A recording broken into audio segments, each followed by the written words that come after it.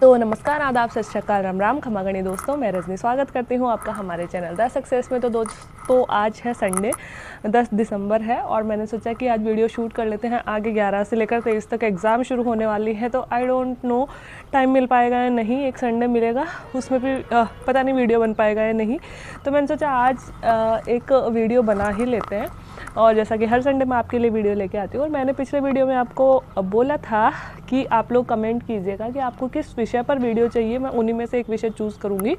तो आज का जो विषय है वो है कि फर्स्ट ग्रेड बनने के बाद में, स्कूल व्याख्याता बनने के बाद में हमें क्या क्या काम करने पड़ते हैं। क्या सिर्फ पढ़ाना ही पड़ता है या फिर अन्य बहुत सारी जिम्मेदारियाँ होती हैं। जो मैंने अपनी इलेक्शन ड्यूटी का छोटा सा क्लिप डाला था, उसमें भी आप बहुत सारे लोगों ने कमेंट किया कि मैडम जो बन चुके हैं या जो बनने वाले हैं, कि हमें बहुत डर लगता है पब्लिक डीलिंग में, लोगों से बात करने में। तो हमें क्या काम करना पड़ेगा, किस तरह से करना पड़ेगा, किस तरह से सारा काम मैनेज होता है, क्या क्या ड्यूटीज़ मिलती हैं लेक्चरर को। तो वही सारे इस वीडियो में मैं बताने वाली हूँ। मेरी भी अभी 2 साल की सर्विस हुई है, 2.5 साल हो गए लगभग। तो जितना नॉलेज मुझे 2-2.5 साल की सर्विस में हो पाया है, मैं उतनी ही जानकारी आपको दे पाऊँगी। हो सकता है मेरे से सीनियर लेक्चरर जो इस वीडियो को देखेंगे वो शायद थोड़ी बहुत कमियाँ भी निकाल दें, बट जितनी नॉलेज मुझे हो पाई है उसके अकॉर्डिंग मैं आपको बताने की कोशिश करूँगी इस वीडियो के थ्रू। जिनका नया सिलेक्शन हुआ है या जो तैयारी कर रहे हैं, उनको किसी भी तरह से डराना मेरा मकसद नहीं है। एक सामान्य सी नौकरी है, सामान्य सी हमारी ड्यूटी होती है। बस ज़रूरत होती है कि हम हमारे काम को पूरी ईमानदारी और पूरी निष्ठा से करें, तो हमारे सारे काम सही भी हो जाते हैं। तो बिना किसी देरी के आज का वीडियो शुरू करते हैं। और वीडियो के लिए आज मैंने साड़ी पहनी। मैंने सोचा कि चलो स्कूल लेक्चरर के लिए वीडियो बना रहे हैं, तो थोड़ा सा गेटअप भी स्कूल लेक्चरर वाला ले लेते हैं। आई होप कि आप लोग वीडियो को पसंद करोगे। आज थोड़ी सी तबीयत ख़राब है, थोड़ा सा इग्नोर कीजिएगा। सबसे पहला काम तो स्कूल लेक्चरर बनते ही जो हमें करना पड़ता है वो है हमारी स्कूल में पढ़ाना होता है। तो सबसे पहले जैसे ही हम ज्वाइन करते हैं, हमें एक ना एक क्लास दे दी जाती है। हो सकता है कि आपको सिर्फ क्लास में पढ़ाने के लिए कोई सब्जेक्ट अलॉट कर दिया जाए, जिस सब्जेक्ट से आप स्कूल लेक्चरर बन के आए हो। जैसे कि आप इंग्लिश से गए हो तो इंग्लिश का, ज्योग्राफी से गए हो तो ज्योग्राफी पढ़ाने का।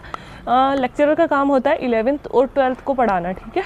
और लेक्चरर कहलाते भी इसलिए हैं कि उनको सिर्फ 11वीं और 12वीं को पढ़ाने का काम दिया जाता है। तो सबसे पहले तो आपको जाते ही आपके विषय को पढ़ाने के लिए आपको टाइम टेबल के अनुसार आपका नाम सेट कर दिया जाएगा कि आपको भाई ये नहीं है कि 2 ही क्लासेस लेनी है। 2 क्लासेस तो आपको अपने सब्जेक्ट की लेनी है, बाकी अगर प्रैक्टिकल है तो प्रैक्टिकल की क्लासेस लेनी पड़ती है। और क्योंकि 2 ही क्लासों में हमारा काम नहीं चलता, 4 क्लासें और प्रैक्टिकल की क्लासें 5 या 6 क्लासें तो दिन में हमारी लगाते ही लगाते हैं। लेकिन अगर स्टाफ कम हो तो हमारी 10th में भी ड्यूटी लगा देते हैं और 9th। जैसे कि जिस साल मैंने ज्वाइन किया था 2021 में, तो मेरी सिर्फ 11th और 12th की क्लासेज मेरे को डिस्ट्रीब्यूट की गई थी, जिसमें मुझे ज्योग्राफी पढ़ाना था। लेकिन थोड़े ही दिन बाद में, क्योंकि हमारे हिस्ट्री के लेक्चरर नहीं, पॉलिटिकल लेक्चर थे ही नहीं हमारे स्कूल में, तो मेरे को 2 ज्योग्राफी के क्लासेस, 2 11th में मेरे को इसकी 11th में ज्योग्राफी, 12th में ज्योग्राफी, और तीसरी जो क्लास थी मेरे को पॉलिटी की दे दी गई कि 2 पॉलिटी की क्लासेस। और क्योंकि 12th में तो कम से कम पॉलिटी पढ़ा हुई, क्योंकि बोर्ड क्लासेस हैं और हम ऐसे छोड़ नहीं सकते। और अगर आप आर्ट से टीचर बन के गए हो तो हमें कोई भी सब्जेक्ट दे सकते हैं, ठीक है। अब सेकेंड ईयर जब मेरा हुआ तो हमारे स्कूल में बहुत सारे लोगों का ट्रांसफ़र हो गया। तो ग्रेड 2 के भी हमारे टीचर नहीं रहे। ग्रेड 1 में भी जो हिस्ट्री की मैम थी उनका भी वो हो गया, ट्रांसफ़र हो गया। तो मेरे को सौंपा गया कि ज्योग्राफी भी पढ़ानी है 11th 12th में, ठीक है। उसके साथ ही राजनीति का ऑलरेडी नहीं आया था, तो मैं राजनीति भी पढ़ा रही थी और हिस्ट्री भी मुझे पढ़ाना था, ठीक है। और उसके साथ ही मुझे पढ़ाना था 10th क्लास भी पढ़ानी थी, क्योंकि हमारे 2nd ग्रेड टीचर का भी ट्रांसफ़र हो गया था। और 10th क्लास में सोशल साइंस होती है, जो भी आर्ट्स के टीचर को ही दी जाती है, चाहे वो लेक्चरर हो। लेकिन अगर आपके स्कूल में स्टाफ नहीं है तो आप मना नहीं कर सकते हो इन सारी चीज़ों के लिए। तो मैं 10th में अभी भी सोशल साइंस पढ़ाती हूँ। 4 बुक्स हैं 10th में सोशल साइंस की। बहुत भारी हो जाता है पढ़ाना, बोर्ड क्लास है तो स्पेशल दबाव भी हम पे होता है। इसके अलावा मैं 9th क्लास में भी सोशल साइंस पढ़ाती हूँ, और 11th क्लास में और 12th क्लास में ज्योग्राफी पढ़ाती हूँ, और इसके साथ में पॉलिटी पढ़ाती हूँ, ठीक है।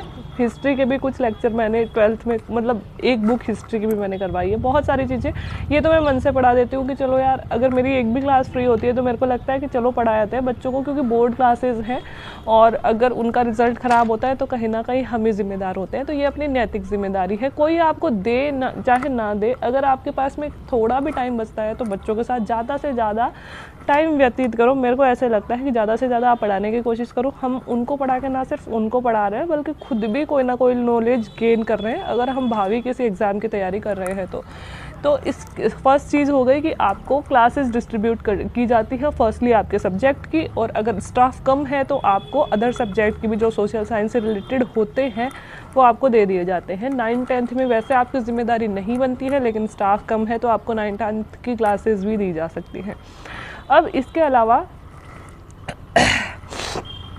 क्लास टीचर भी बनाया जा सकता है। देखो, अब फर्स्ट और सेकंड ईयर क्लास टीचर नहीं बनाते हैं। शुरू के 2 जो प्रोबेशन ईयर होते हैं ना, उसमें क्लास टीचर नहीं बनाया जाता है, क्योंकि क्लास टीचर अगर बना दिया गया है तो क्लास टीचर में जो अपना रजिस्टर मेंटेन करना, साथ ही उस क्लास से रिलेटेड जितने भी वर्क आएंगे, है ना, चाहे कुछ भी आओ, कभी आधार प्रमाणित करना, कभी जन आधार अपडेशन करना, उनकी मार्कशीट डिस्ट्रीब्यूट करना, उनके वही ये पेपर चेक करना, फिर उनकी परीक्षा फल रजिस्टर तैयार करना, सारे काम उसी टीचर के माथे हो जाते हैं जो टीचर उनका क्लास टीचर होता है। मतलब क्लास टीचर ओवरऑल जिम्मेदारी सारी संभालता है कि अगर हमारे 3 सब्जेक्ट के टीचर नहीं हैं तो उन 3 सब्जेक्ट के टीचर्स की कॉपियाँ भी क्लास टीचर ही चेक करता है, क्योंकि और कोई है ही नहीं तो कौन करेगा, है ना।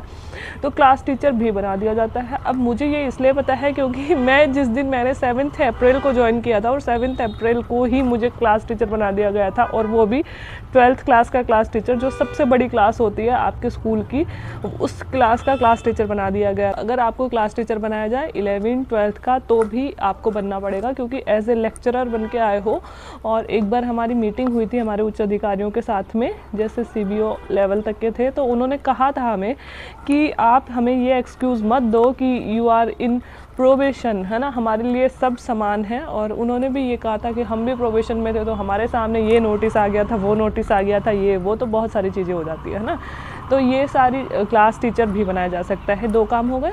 थर्ड काम होता है, जाते ही आपको दूसरे तीसरे दिन चार्ज दिए जाएंगे। चार्ज किसके, कि चार्ज बहुत से चार्ज होते हैं स्कूल में, कम से कम 50 60 70 चार्ज मान लो, इतने चार्ज होते हैं।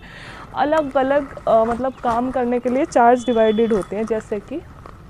जैसे कि एग्ज़ाम लेने के लिए एग्ज़ाम का सारा इंस्पेक्शन करना, टीचर्स की ड्यूटी लगाना, पेपर मंगवाना और पेपर फिर डिस्ट्रीब्यूट करवाना, थाने में रखवाना, पर डे थाने से मंगवाना, फिर टीचर्स की ड्यूटी लगवाना, फिर उनको किसकी कॉपियाँ चेक हो गई उसको कॉपियाँ देना, फिर किसकी रिटर्न नहीं आई उनको रिटर्न देना, टेस्ट वगैरह की अनाउंसमेंट करना, और फिर टेस्ट वगैरह टाइम पे करवाना। बहुत सारे काम होते हैं जो एग्ज़ाम, मतलब ऐसे मानो कि 2-3 चार्ज होते हैं जो सबसे बड़े होते हैं। सबसे पहले तो देखो संस्था प्रधान का चार्ज होता है, तो ऑब्वियस सी बात है संस्था प्रधान का सबसे बड़ा चार्ज होता है। तो वो उसके बाद में संस्था प्रधान के जो सहायक का चार्ज होता है, सेकंड चार्ज, वो भी बहुत बड़ा होता है, क्योंकि वित्तीय मामले जो होते हैं, शाला संबलन और शाला दर्पण वाले जो काम होते हैं, और वित्तीय मामले जो होते हैं संस्था प्रधान और संस्था प्रधान का सहायक संभालता है बाबू के साथ मिलकर, ठीक है। और तीसरा जो सबसे बड़ा चार्ज होता है ना, वो एक तरह से एग्ज़ाम इंचार्ज का ही होता है। 1.5 साल बाद में मुझे एग्ज़ाम का इंचार्ज बना दिया गया था, और हो सकता है कि फर्स्ट डे ही बना दिया जाए, क्योंकि हम में से कुछ लेक्चरर ऐसे भी हैं जो कि लेक्चरर बन के आए या ग्रेड 2 बन के आए, और जिस दिन वो आए उनको फर्स्ट ग्रेड का उनको एग्ज़ाम का चार्ज दे दिया गया। बाकी कायदे से होता ये है कि 2 साल तक तो यार जो आप सीनियर टीचर हैं उनके अंडर में कर पाओ, और फिर उनको सीखने दो, उनको उनका सहायक बना दो, असिस्टेंट बना दो, उनको सीखने दो, और फिर 2 साल बाद में उससे लेकर नए वाले को आप दे सकते हो। एग्ज़ाम चार्ज के अलावा बहुत सारे चार्ज होते हैं। जैसे मैं ज्योग्राफी की टीचर हूँ तो मेरे पास ज्योग्राफी लैब का चार्ज होगा।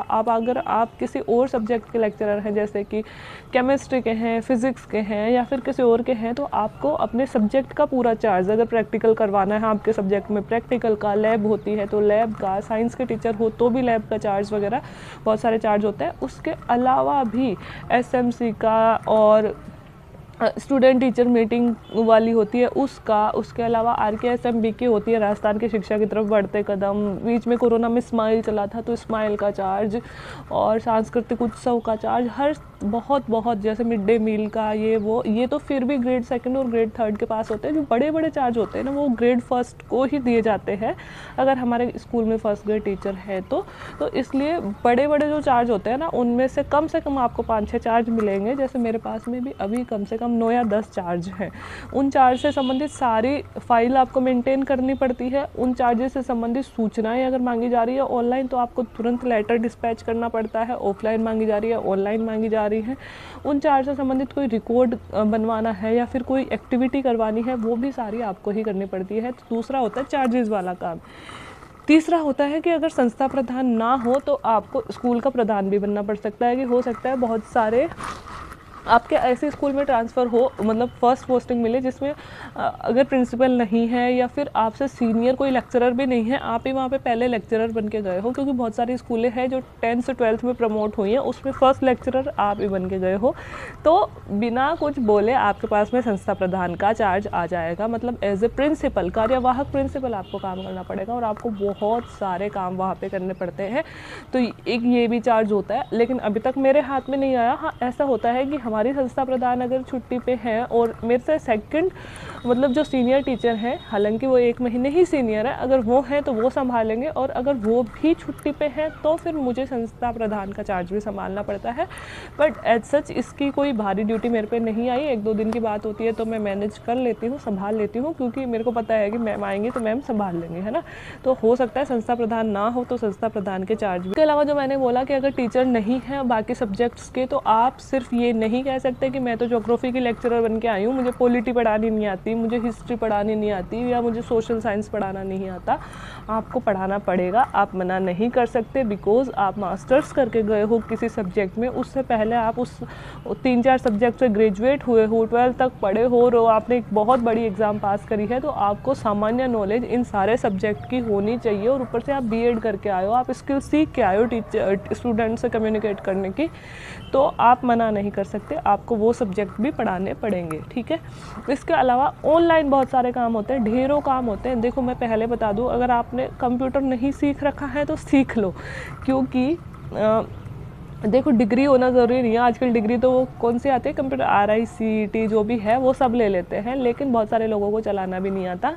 तो अगर नहीं आता है तो सीख लो। बहुत सारे काम हैं जो आपको ऑनलाइन करने पड़ेंगे। हर काम आप बाबू के भरोसे या फिर शाला दर्पण प्रभारी जो कंप्यूटर के काम संभालते हैं उनके भरोसे नहीं छोड़ सकते, क्योंकि उनके पास बहुत सारे काम होते हैं। तो बहुत सारे काम आपको, कंप्यूटर कैसे चलाते हैं, कंप्यूटर में डेटा कैसे फीड करते हैं, कोई आपको सारणी बनानी है तो वो कैसे करते हैं, और मतलब कि वो प्रिंटर से प्रिंट कैसे करते हैं। मैं जब गई थी तो मुझे प्रिंट करना भी नहीं आता था, लेकिन हाँ 1-2 बार बताने पर आ जाता है। मुझे भी नहीं आता था कंप्यूटर बहुत ज़्यादा चलाना, बस लैपटॉप वगैरह चलाना आता था। ऐसा नहीं है कि मैंने कोई ऑफिशियल वर्क किया है, लेकिन आज मैं लगभग सारे ऑफिशियल वर्क कर लेती हूँ।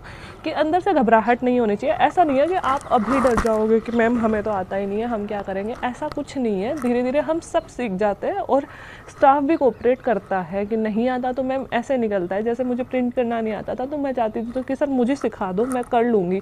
तो उन्होंने 2-3 बार मेरे को बताया, मतलब एक बार गई तो बताया, सेकंड बार गई तो मैं कॉपीज़ कितनी निकालनी है वो भूल गई, थर्ड बार क्योंकि हम घर में ये सारी चीज़ें यूज़ नहीं करते ना, तो धीरे धीरे सिखा देते हैं। ऐसा कुछ नहीं है, लेकिन एक बेसिक नॉलेज होना चाहिए कंप्यूटर का भी आपको।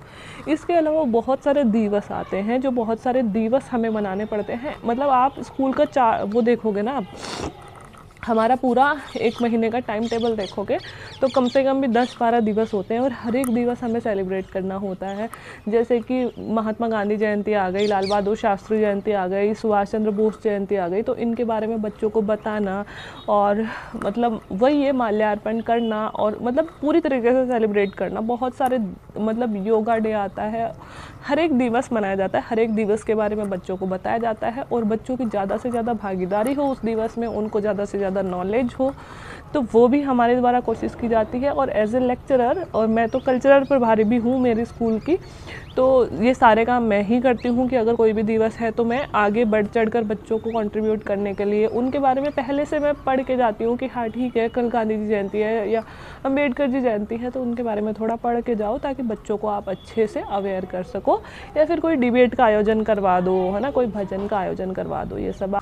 इसके अलावा बहुत सारी बाहरी ड्यूटियाँ भी हमारी लगाई जाती हैं। जैसे ऐसे छोटी मोटी ड्यूटी तो हमारी नहीं लगाई जाती है, लेक्चरर की हर किसी में तो नहीं लग सकती। अगर आपके पास कोई ग्रेड 3 के टीचर ही नहीं है स्कूल में या ग्रेड 2 के टीचर ही नहीं है तो फिर भले ही लगा दो। बाकी ऐसे छोटी मोटी जैसे स्पोर्ट्स में कभी नहीं लगेगी, मतलब मेरी नहीं लगी अभी तक, क्योंकि ये सब संभाल लेते हैं ग्रेड 2 और ग्रेड 3 के टीचर है। पल्स पोलियो वगैरह ये सब हमारी नहीं लगती, ये पहले लगती थी। मिड डे मील वाली भी हमारी नहीं लगती, वो तो मैं बच्चों के पास में यूँ ही चली जाती हूँ कि बच्चों खाना कैसा बना, अच्छा तो बना है ना, टेस्ट अच्छा है ना, किसी को कम तो नहीं मिला, सबका पेट भर गया ना, ऐसे पूछने के लिए मैं उनके पास बैठ जाती हूँ जब वो खाना खा रहे होते हैं, जब मेरा मन होता है तब।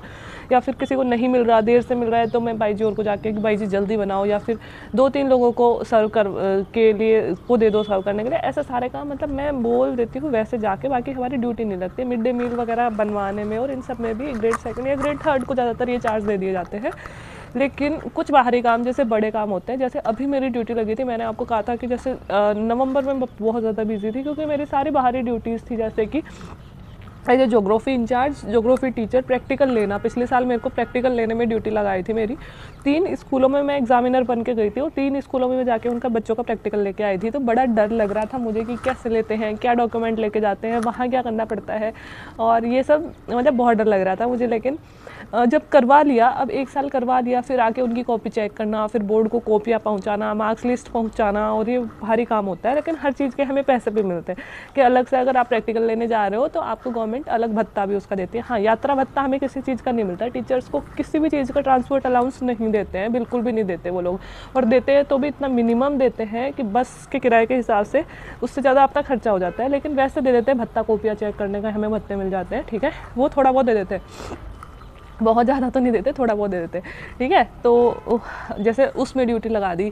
अब मैं 3 स्कूलों के प्रैक्टिकल लेने जा रही हूँ और बहुत सारे बच्चे हैं, तो मुझे 2-2 3-3 दिन जाना पड़ता है। वहाँ पे स्टे की कोई व्यवस्था नहीं होती, वहाँ पे आप जाके स्टे कर लोगे तो वापस अपने होम टाउन जहाँ पे हो वहाँ आओ, या फिर होटल मैनेज करो। इतने पैसे गवर्नमेंट देती नहीं है कि आप होटल में रह लोगे, और ज़रूरी नहीं है, गाँव में होती है सरकारी स्कूलें, वहाँ पर होटलें होती भी नहीं है।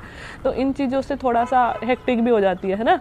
ये सिर्फ प्रैक्टिकल सब्जेक्ट की बात है। दूसरा कि स्कूल चेक करने में हमारी ड्यूटी, आरटीई के एक्ट, जो भी स्कूल्स आती हैं जो आरटीई एक्ट में जिन्होंने बच्चों का एडमिशन ले रखा है, प्राइवेट स्कूल्स है ना, उनको हम चेक करके आते हैं।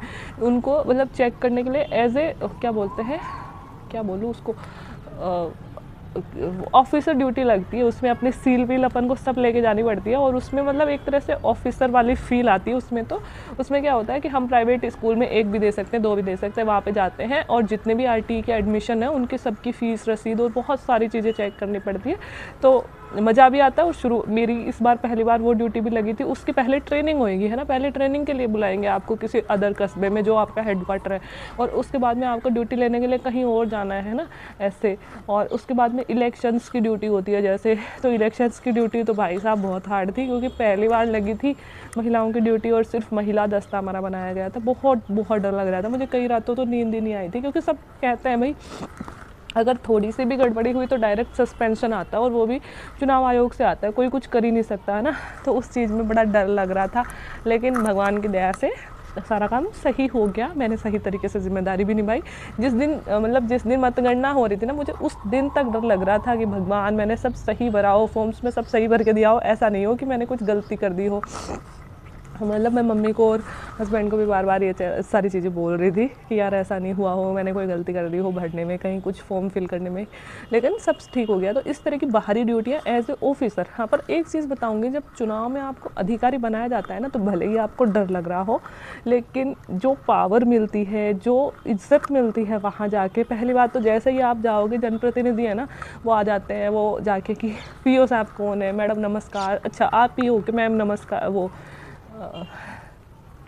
पीओ नहीं पीआरओ, आप पीआरओ तो मैडम नमस्ते नमस्ते, ऐसे करके जैसे वो लोग आ जाते हैं ना कि भाई गाँव में कौन आया है, कौन करवाएगा इलेक्शन। उसके बाद में जब से हम जाते हैं, जैसे पहले दिन हम 1 बजे ही पहुंच गए थे सेंटर पे, जब से हम जाते हैं तब से बार बार चेकिंग आती है। हमारे सबसे फर्स्ट SDM आई थी, उसके बाद में मतलब पुलिस ऑफिसर थे, वो कौन से रैंक के थे वो मुझे नहीं पता, वो आए थे। उसके बाद में मेरे अंडर में केरला पुलिस नहीं, गोवा पुलिस मिली थी मुझे। गोवा पुलिस के 8 लोगों की पूरी टीम मिली थी विद राइफल्स, बड़ी वाली राइफल उनके हाथ में थी। तो वो मेरे अंडर में काम कर रहे थे कि वो आके मतलब जो इंस्पेक्टर से भी हाई रेंज के थे शायद, मतलब कौन थे मुझे नहीं पता, वो लेके आए और कि मैम PRO साहब ये आपके अंडर में रहेंगे, आप बताओ इनकी ड्यूटी कहाँ लगानी है, कैसे लगानी है। उसके बाद में अगले दिन IAS तक की चेकिंग हमारे आ रही थी और बहुत ही रेस्पेक्ट से, क्योंकि मेरा काम सबसे बेस्ट चल रहा था। जो भी पता नहीं चल रहा था या फिर वो लोग बड़ाई कर रहे थे, जो भी आ रहे थे कि मैम आपका बूथ सबसे ज़्यादा फाइन चल रहा है, क्योंकि हमारा बूथ ओवर सेंसिटिव बूथ था और बहुत ज़्यादा मतलब वो मतलब वोटर्स भी बहुत ज़्यादा थे, मतलब भीड़ भी बहुत ज़्यादा थी। और किस तरह से मतलब इतनी पावर होती है कि हम 200 मीटर के अंदर तो किसी को फड़कने भी नहीं देते, और गलती से कोई फ़ोन ना ले आए, कोई फ़ोन यूज़ कर रहा है तो किस तरह से मतलब हम पावर यूज़ कर सकते हैं। पुलिस होती है हमारे साथ, मतलब पावर बहुत मिलती है, तो बहुत मज़ा भी आता है बाद में सोच के। उस दिन तो बहुत डर लग रहा होता है, बट हाँ you can feel that you are a officer today. मतलब वैसे तो हम गजेटेड है, हर दिन ही होते हैं, बट उस दिन इन ड्यूटीज़ में जैसे स्कूल चेक करने जाओ तो भी आपको एक बहुत अच्छी फीलिंग आती है, क्योंकि जितनी आपको पावर मिलती है उतनी ही बड़ी रेस्पॉन्सिबिलिटी भी मिलती है। अगर आपने थोड़ी सी भी गलती करती चेकिंग में, एक भी बच्चा गलत रजिस्टर हो रखा और आपने उसको सही कर दिया, तो आपसे जब ऊपर वाली टीम जाएगी और सुपरवाइज़र विज़न करने के लिए, तो आपकी गलती पकड़ में आ जाएगी और फिर आपके सस्पेंशन तक की दिक्कत आ जाती है। तो ये सारी चीज़ें भी हो जाती हैं। तो ऐसे कुछ ड्यूटियाँ होती है जो हमें बाहरी तौर पे करनी। बैंक का काम भी होता है, बाहर जाने का काम भी होता है। हम नहीं कह सकते कि सर मैं महिला हूँ, मैं बाहर नहीं जा सकती। जैसे मैं एग्ज़ाम इंचार्ज हूँ, तो पेपर लाने के लिए अगर मेरा कोई और कलीग हाँ भर रहा है, मतलब है मेरे पास में मेरी गुडविल से या फिर संस्था प्रधान की गुडविल से, तो ठीक है। अदरवाइज़ अगर आप एग्ज़ाम इंचार्ज हो तो आपकी ड्यूटी है पेपर लाना, लास्ट दिन मतलब बोर्ड है तो बोर्ड का सेंटर आया तो कॉपीज़ जमा कराना। ये सारी बहुत सारी बड़ी बड़ी जिम्मेदारियाँ आपके पास में होती हैं, जो आपको बहुत ही तरीके से कि अब थाने से पेपर जब सुबह आएंगे तो क्या आप खुद लेके आओगे। एग्ज़ाम इंचार्ज हो, आप खुद नहीं लाओगे, क्योंकि आपको अंदर की व्यवस्था करनी है। जिनको आप भेज रहे हो वो आपके फेथफुल टीचर्स होने चाहिए। फिर देखो कि गलती से भी कोई लिफाफा ओपन नहीं आ जाए, अगर आ गया तो हड़कंप मच जाता है सारे विभाग में, पेपर लीक होने की संभावना हो जाती है। इसलिए बहुत ही मतलब हमारे जो काम होते हैं ना, सिर्फ होता है देखो इंस्पेक्शन का ही, बाकी ऐसा हाथ से करने वाले काम तो इतने ज़्यादा नहीं होते हैं। लेकिन इंस्पेक्शन मतलब इतना वो ही हेक्टिक होता है, क्योंकि हर चीज़ जो जाएगी ना वो अपने साइन होके जाएगी, तो अंतिम जिम्मेदारी अपनी बन जाती है उस चीज़ के लिए। एक आप और एक संस्था प्रधान है ना, तो दोनों की बन जाती है। तो आपको बहुत ही फेथफुली अपने काम करने पड़ते हैं। और कुछ लोग डेपुटेशन पे भी चले जाते हैं, डेपुटेशन भी करा सकते हैं। और डेपुटेशन में उनको क्या काम दिए जाते हैं वो मुझे नहीं पता। ज़्यादातर लोग काम चोरी के चक्कर में ही डेपुटेशन करवाते हैं, या फिर अपने घर से थोड़ा पास जाने के लिए। देखो मैंने अभी डेपुटेशन नहीं लिया है, क्योंकि मेरे को ऐसे है कि मैं डेपुटेशन बन के किसी ऑफिसर के अंडर में काम करूँगी, लाइक कि किसी विभाग में काम करूँगी। कागजी काम तो करना ही पड़ेगा और हो सकता है नहीं करना पड़े। तो मुझे ऐसा लगता है कि यार नहीं, मैं इन बच्चों के साथ धोखा करूँगी घर से पास जाने के चक्कर में। इसलिए मैंने तो अभी तक अप्लाई भी नहीं किया और कोशिश भी नहीं करी अभी तक डेपुटेशन लेने की। तो अभी मुझे उस चीज़ का इतना नहीं पता। बाकी जो ये कमेंट था उसमें एक और कमेंट था कि मैडम क्लास में कैसे जाते हैं, बच्चों को कैसे मैनेज करते हैं, मुझे तो बोलना भी नहीं आता, मैं कैसे मैनेज करूँगी। तो देखो जिस दिन मेरे पापा मुझे ज्वाइन करवाने लेके गए उस दिन तो चलो मेरा इंटरव्यू था, मैंने 7 दिन की छुट्टी ले ली थी उस दिन के बाद तो। लेकिन आगे जिस दिन मैं पहली बार गई तो मेरे पापा मुझे यही बोलते जा रहे थे कि बेटा डर तो नहीं जाएगी बच्चों के सामने जाके। 12वीं के बच्चे छोटे नहीं होते, बड़े बड़े होते हैं, कहीं ऐसा तो नहीं हो तुझे बोली ही नहीं आए बच्चों के सामने जाके ये वो। तो मैंने कहा पापा यार पता नहीं है ना, हो सकता है ऐसा भी हो जाए है ना। मुझे भी डर लग रहा था कभी अपन गूंगे ही हो जाए। लेकिन यार जब बच्चों को देखते हैं ना, मुझे तो वो बड़े नहीं लगते, मुझे तो वो छोटे ही लगते हैं और मुझे तो वो बच्चे ही लगते हैं। और एक तो मैं बोलती भी उनको बच्चों हूँ, बच्चों या बेटा या बेटी ऐसे ही बोलती हूँ। कुछ लोगों ने कमेंट भी कर रखा था, शायद मैं किसी वीडियो में बोल रही थी कि बेटा ऐसे थोड़ी होता है, तो बार बार लोग कमेंट करते बेटा बेटा बेटा। अरे यार हम एक बहुत रेस्पॉन्सिबल जॉब पे हैं, तो हम अब उनको वैसे ही ट्रीट करेंगे, चाहे उम्र का फासला चाहे 5 साल 10 साल 2 साल 3 साल कितना भी हो बच्चों और हमारे। ऑब्वियस सी बात है 10 साल का तो होगा ही होगा, वो 12वीं के हैं और हम बीएड सब करके एमए सब करके आए हैं, तो ऑब्वियसली फासला अच्छा खासा होता है बच्चों और हमारे बीच में। 15 साल का फासला भी होता है। तो ऐसा कुछ नहीं है कि वो बड़े हैं, बस वो देखने में बड़े लगते हैं, बाकी हैं तो दिमाग तो अभी उनका अल्प विकसित ही होता है। तो मैं तो उनको वैसे ही ट्रीट करती हूँ। जब आप जाओगे तो मुझे नहीं लगता किसी को भी कोई दिक्कत आएगी। बच्चों से बहुत प्यार से ट्रीट करो। और हाँ ऐसा ज़रूर होता है कि कई बार हम ज़्यादा प्यार दे देते हैं तो बिगड़ जाते हैं, फिर सुनते नहीं है हमारी बात। बात है कि जैसे हम क्लास में चले गए पढ़ा रहे हैं तो भी वो पीछे पीछे बातें कर रहे हैं, आपस में हंस रहे हैं, है ना। तो थोड़ा सा स्ट्रिक्टनेस भी ज़रूरी है। मैं जितना प्यार देती हूँ, प्यार भी बहुत ज़्यादा देती हूँ, है ना। सारे बच्चे बोलते हैं, मतलब बोलते क्या, रखते भी है, मुझे भी बहुत प्यार से रखते हैं, लेकिन मैं उनको डांट भी बहुत लगाती हूँ। अगर मैंने उनको लर्न करने का, जैसे पिछले 1 महीने पहले मैंने कोर्स करवा दिया है 12th का, और 1 महीने से मैं उनके या तो टेस्ट ले रही हूँ या उनसे पूछ रही हूँ, है ना। तो जब मैं उनको पूछती हूँ और अगर वो याद नहीं करके आते तो मैं उनको बहुत गंदे गंदे डायलॉग भी सुनवाती हूँ, इंसल्ट भी कर देती हूँ बहुत ज़्यादा, क्योंकि जब तक दिल पे चोट नहीं लगती ना, जब तक पढ़ते नहीं हैं बच्चे। ये बात थोड़ी सी पब्लिक डीलिंग की, लोगों से डील करना ज़रूर आना चाहिए आपको। अगर आपको शर्म आती है लोगों से बात करने में तो धीरे धीरे खुल जाएगी वो तो, क्योंकि हमारे स्टाफ में ऐसे टीचर है। देखो मैं तो हमेशा से, क्योंकि मैं ऑब्वियस ही बात है यार, आरएस का इंटरव्यू देके गई हूँ तो मुझे बोलना, चलना, सीखना ये सब आता है। आपने मेरे मॉक इंटरव्यूज़ में भी देखा है कि मैं कभी ऐसे घबराई हुई सी तो बहुत कम ही रही हूँ, तो मुझे अच्छे से आता है। और मुझे स्टेज फियर तो कभी से रहा ही नहीं, पता नहीं क्यों। बाकी ज़िंदगी में मैंने कोई बहुत ज़्यादा स्टेज किया भी नहीं था, हमारी कोई ऐसी स्कूल भी नहीं थी जिसमें प्रोग्राम होते थे, पर मुझे नहीं होता। मैं जब भी, जैसे स्कूल में आते ही मैंने 3 महीने, जैसे अप्रैल में ज्वाइन किया था, और उसके बाद में जब भी हमारे स्कूल में प्रोग्राम हुए हैं स्टेज मैंने लिया। मैंने कहा सर, पहले जो कोई सर करते थे, मैंने कहा सर मैं करूँगी एंकरिंग, तो सर कहते मैम आप कर लोगे, तो मैंने कहा ऑफ कोर्स कर लूँगी, और नहीं करूँगी तो आप संभाल लेना सर, अगर मुझे बोल ही नहीं आए तो। बाकी होता ऐसा है कि जैसे ही मैंने माइक पकड़ा मैंने किसी और को बोलने का मौका ही नहीं दिया। ये शायद इस चैनल की वजह से भी हो सकता है, क्योंकि मैं इतने सारे लोगों को तो पहले से ही डील कर रही हूँ यार। आप सब लोगों से बात करना, मैं कभी भी रीटेक नहीं करती आपको, मतलब मेरा जो फर्स्ट वीडियो था ना उसमें भी मैंने रीटेक नहीं किया, और मैं आज तक ऐसा नहीं हुआ कि मेरे को कभी रीटेक करने की ज़रूरत पड़ी हो। सारे जो 2nd grade 1st grade teacher ऐसे भी हैं जिनकी मेरे साथ ज्वाइनिंग है, या मेरे से 6 महीने या 2 महीने 4 महीने पहले ज्वाइनिंग है। उन लोगों को लगभग 2 साल तक बिल्कुल भी स्टेज पे उन्हें बोलना ही नहीं आता था, उनको डर लगता था, है ना। वो कहते थे मैम हमसे नहीं हो पाएगा। जैसे मैं किसी प्रोग्राम में कहती थी ना कि सर आइए मैम आइए, 2 शब्द आप भी कहिए, बट उनसे नहीं होता था। वो कहते थे कि मैम हमसे नहीं हो पाएगा। बट अब जब 2 सवा 2 साल होने को आए, वो लोग सीख गए। अब वो भी थोड़ा थोड़ा, जैसे हर प्रोग्राम में कि मैम मुझे भी माइक देना, मैं भी बच्चों से कुछ बोलना चाहता हूँ, 10-15 मिनट बोल के जाते हैं। तो नौकरी है, सब सिखा देती है। बाकी मैं सिर्फ ये कह रही हूँ, पब्लिक डीलिंग तो थोड़ी सी यार आनी चाहिए, क्योंकि बहुत बार ऐसे सेंसिटिव मुद्दे आ जाते हैं। जैसे मैं 12th क्लास में हूँ की टीचर हूँ, क्लास टीचर हूँ, और थोड़ी यंग हो जाती है 12th क्लास की जनरेशन, गर्ल्स स्कूल है तो थोड़ी बदमाशियाँ भी ज़्यादा हो जाती हैं। कई बार पेरेंट्स आ जाते हैं, आके टीचर्स पे हावी हो जाते हैं कि नहीं आई थी, ऐसे वैसे, पुलिस केस भी हो जाते हैं कई बार, है ना। तो उन मुद्दों को संभालने के लिए आपको मतलब बेखौफ होके बोलना चाहिए, और निडर और बोल्ड तरीके से बोलना आना चाहिए, क्योंकि अगर आप डरोगे तो बहुत सारे केसेस में हम ही फंस जाते हैं। ऐसे कई केस हो चुके हैं, मेरे सामने हो चुके हैं।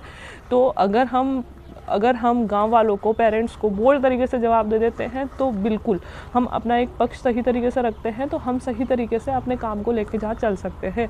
और बोल्डनेस वैसे भी होनी चाहिए, क्योंकि शुरुआती जो ड्यूटी है ना वो आपकी रेयर से रेयरेस्ट इलाके में ही आएगी। तो 2 साल तो आपको निकालने ही निकालने हैं, बाकी 3-4 साल पहले ट्रांसफ़र होता नहीं है, देख लो अब 3rd साल तो मेरा ही चल रहा है ना। तो ऐसी जगह पे ही ड्यूटी आएगी, और ऐसी जगह पे ना, क्योंकि गाँव में ड्यूटी होती है, और गाँव क्या मतलब छोटे छोटे एरियाज़ में भी बहुत लोगों की ड्यूटी है। अगर आप डरोगे तो यार आपके साथ ही कोई बदतमीज़ी कर लेगा। तो आपको अपनी एक बोल्ड और एक मतलब सशक्त छवि लोगों के सामने बनानी होगी, क्योंकि अगर आप अपनी छवि नहीं बना पाओगे तो हम बच्चों को क्या सीख दे पाएंगे। तो मुझे ऐसा लगता है कि हमें एक अच्छी पब्लिक डीलिंग, एक अपना सशक्त नेतृत्व, एक अच्छा व्यक्तित्व लोगों के सामने प्रस्तुत करना आना नहीं चाहिए, होना चाहिए हमारा ऐसा व्यक्तित्व है, तो ही हम मतलब बच्चों को सही तरीके से गाइड कर पाएंगे। ठीक है, तो ये होते हैं लेक्चरर्स के काम। ऐसा कोई एज सच कोई भारी काम नहीं होता कहने को तो, और एज सच कोई हल्का काम भी नहीं होता है, क्योंकि आपको लगता होगा कि मैडम कहती रहती है बिजी शेड्यूल बिजी, इतना क्या मास्टरी तो है, जब बन जाओगे तब समझ में आएगा, है ना। और मास्टर और एक्टिव टीचर है ना होने में और एक सामान्य टीचर होने में फ़र्क होता है।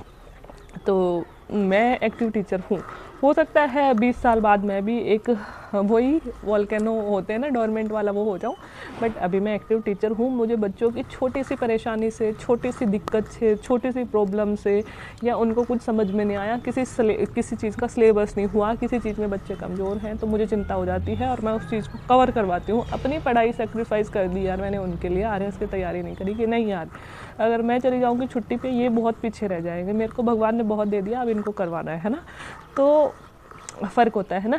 तो अभी से कह रही हूँ कि ऐसे कोई डरने वाली बात नहीं है, बहुत अच्छी जॉब है, बहुत सारी रेस्पॉन्सिबिलिटीज़ हैं, बहुत पावर भी है, कुछ मामलों में हमें बहुत अच्छी पावर भी मिलती है, ज़्यादा तो नहीं। तो रेस्पॉन्सिबल होके और एक अच्छे तरीके से अगर काम करोगे तो ज़िंदगी में बहुत सारी ऊंचाइयों के छूओगे।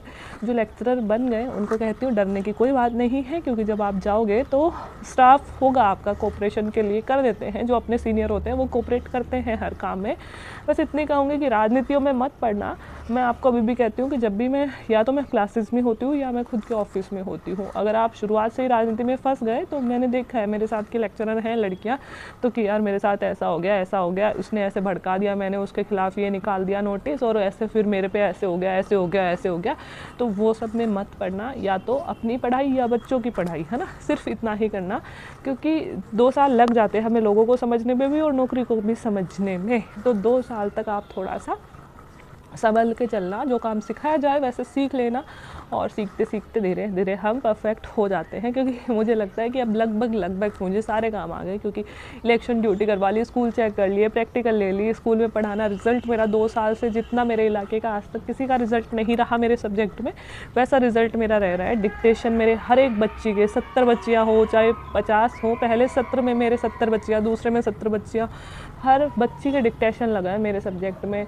और ओवरऑल रिज़ल्ट भी मेरा एक भी बच्ची को मैं फेल नहीं हुई मेरी बच्ची, और 3rd डिवीज़न नहीं आई मेरी क्लास की एक भी बच्ची, बल्कि जहाँ पे मेरी ड्यूटी है वहाँ पढ़ाई को लेकर बहुत कम अवेयरनेस है, लेकिन बहुत अच्छे तरीके से मैंने अपनी ज़िम्मेदारी निभाई है, और मैं उम्मीद करूँगी कि मैं ऐसे ही निभाऊँ। और मैं आज से मैं उम्मीद करती हूँ कि अगर आप the success with Rajni family के मेंबर हो, तो जो लोग बन चुके हैं वो बहुत अच्छे से और बहुत ईमानदारी से अपनी ड्यूटी करेंगे, जो नहीं बने हैं उनको आगामी भविष्य के लिए पहले ही बधाइयाँ, और बहुत जल्दी आप बन जाओगे तो वो भी अपनी ड्यूटी पूरी ईमानदारी से करेंगे, इतनी उम्मीद मैं रखती हूँ। बाकी वीडियो देखने के लिए thank you so much. Viral Rajasthani teacher के नाम से इंस्टाग्राम आईडी है, तो वो आप फॉलो कर सकते हो। बाकी आज के लिए इतना ही। नेक्स्ट वीडियो आपको किस टॉपिक पे चाहिए वो नीचे कमेंट बॉक्स में कमेंट करके बता देना, और बाकी वीडियो देखते रहना। वीडियो देखने के लिए thank you so much, bye bye.